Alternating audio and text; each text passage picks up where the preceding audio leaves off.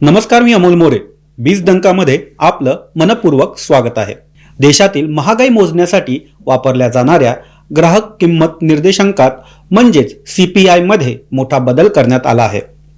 महागाई दर ठरवताना CPI हा प्रमुख निकष असतो आणि त्यावरूनच भारतीय रिझर्व्ह बँक व्याजदर निश्चित करत असते. त्यामुळे CPI मधील बदल हे केवळ आकडेवारीतील बदल नसून ते थेट कर्जदार, गृहकर्ज, EMI आणि उद्योगांचे कर्ज खर्च आणि शेअर बाजारावर परिणाम करणारे एक मुख्य कारण ठरते.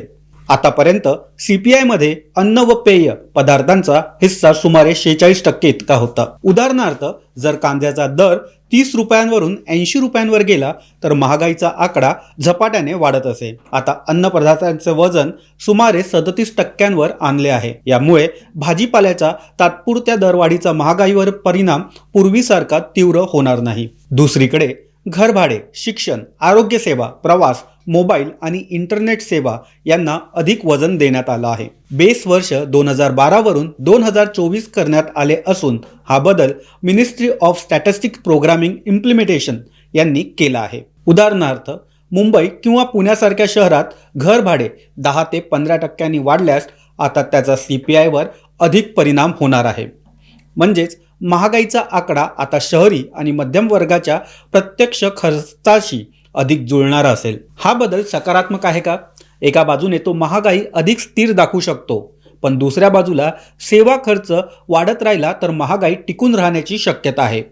अशा वेळी RBI व्याजदर कमी करण्यास सावध राहू शकते आणि व्याजदर स्थिर किंवा जास्त राहिले तर उद्योगांना भांडवल उभारणे महाग होते. आता याच पार्श्वभूमीवर पाहूया SME क्षेत्राची वाढ. India SME finance and investment summit 2026 मध्ये जाहीर करण्यात आले की SME मंचावरील कंपन्यांनी एकत्रित बाजार भांडवल 4 लाख कोटी रुपयांवर पोहोचवले आहे.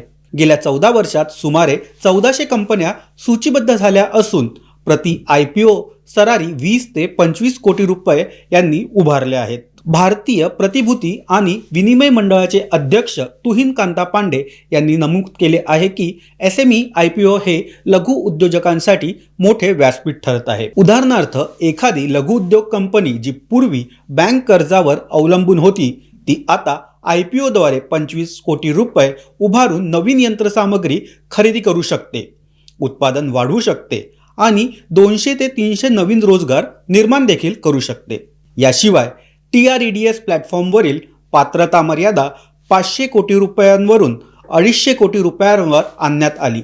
यामुळे लहान उद्योगांना थकीत देयके लवकर वसूल करून रोख प्रवाह सुधारता येणार आहे. SME कंपन्यांकडून 20%हून अधिक कंपन्या मुख्य बोर्डावर स्थलांतरित झाल्या आहेत. म्हणजे लघु उद्योगातून मोठ्या उद्योगात रूपांतर होण्याची प्रक्रिया ही वेगाने सुरू आहे.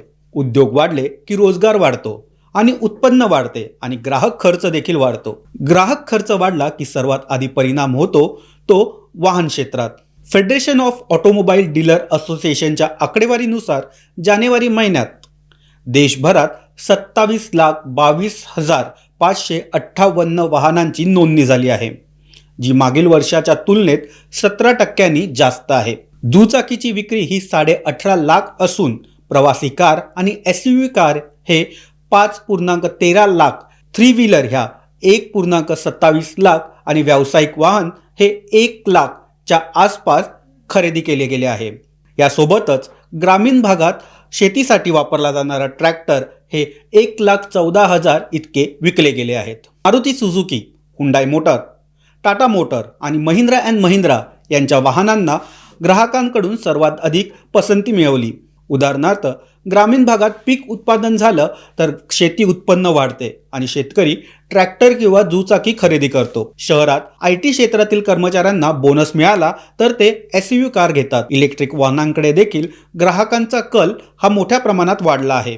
इंधन दरातील चढ उतार आणि पर्यावरणपूरक पर्याय यामुळे EV क्षेत्रातील ही वाढ दिसून येत आहे. वाहन विक्री वाढणे म्हणजेच अर्थव्यवस्थेत रोख प्रवाह चांगला आहे असे समजले जाते.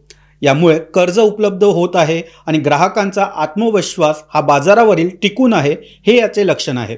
पण जागतिक अनिश्चितता वाढली की काही गुंतवणूकदार हे सुरक्षित पर्यायाकडे वळतात, जसे की सोने आणि चांदी.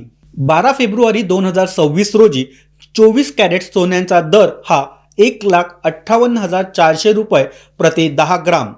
22 कॅरेट सोन्याचा दर हा 1,45,200 आणि 18 कॅरेट सोन्याचा दर हा 1,18,800 वर व्यवहार करत होता.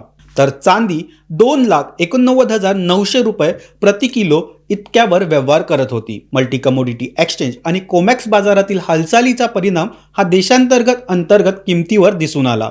अमेरिकेत व्याजदर वाढले तर डॉलर मजबूत होतो आणि त्याचा परिणाम सोन्यावरती होतो. देशात सध्या लग्नसराईचा हंगाम असल्यामुळे खरेदीदारांसाठी ही अनुकूल वेळ आहे. दीर्घकालीन गुंतवणुकीसाठी टप्प्याटप्प्याने खरेदी करणं हे अधिक सुरक्षित मानलं जात आहे. सोन्याच्या बातमीनंतर पाहूया आजचा शेअर बाजार. 12 फेब्रुवारी रोजी BSE सेन्सेक्स हा 558 अंकांनी घसरून 83,000. 12 फेब्रुवारी रोजी BSE सेन्सेक्स 558 अंकांनी घसरून 83,674 वर बंद झाला. तर निफ्टी 50 देखील 25,900च्या खाली घसरला. IT क्षेत्रात मोठी घसरण नोंदवण्यात आली. इन्फोसिस, HCL टेक्नॉलॉजी या शेअरमध्ये 3 ते 4% घट पाहायला मिळाली. निवडक शेअर्समध्ये जसे हिंदुस्तान युनिलिव्हर, हिंदुस्तान एरोनॉटिक्स आणि भारती एअरटेल्स यांची कामगिरी ही स्थैर्य राहिली. पुन्हा निवडक शेअर्समध्ये हिंदुस्तान युनिलिव्हर्स, हिंदुस्तान एरोनॉटिक्स लिमिटेड आणि भारती एअरटेल यांची कामगिरी देखील चांगली राहिली. अमेरिकेतील मजबूत रोजगार आकडेवारीमुळे व्याजदर कपात उशिरा होण्याची शक्यता निर्माण झाली आहे. यामुळे विदेशी गुंतवणूकदारांनी सावध भूमिका घेतली आहे. यामुळे बाजारात आज नफा वसुली ही दिसली आणि याचा परिणाम शेअर बाजारावरती दिसून आला. महागाई मोजण्यातील बदल हा व्याजदरांवर परिणाम करतो. व्याजदर उद्योगांवर परिणाम करतो. उद्योग वाढले की रोजगार वाढतात. रोजगार वाढला की वाहन विक्री वाढते. जागतिक संकेत बदलले की गुंतवणूकदार सोन्याकडे वळतात आणि या सर्व भावनांचा शेवटचा परिणाम हा शेअर बाजारावर दिसतो. एकूणच अर्थव्यवस्थेतील प्रत्येक हालचाल दुसऱ्या क्षेत्राशी जोडलेली आहे. 2026च्या सुरुवातीला अर्थव्यवस्थेत सकारात्मक संकेत दिसले असले तरी जागतिक अनिश्चितता आणि महागाईचा दबाव लक्षात घेणे हे आवश्यक आहे. आजचं बुलेटिन आपल्याला कसं वाटलं हे कमेंटमध्ये नक्की सांगा. व्हिडिओला लाईक करा, शेअर करा आणि बीज डंका चॅनलला सबस्क्राईब करायला विसरू नका. धन्यवाद.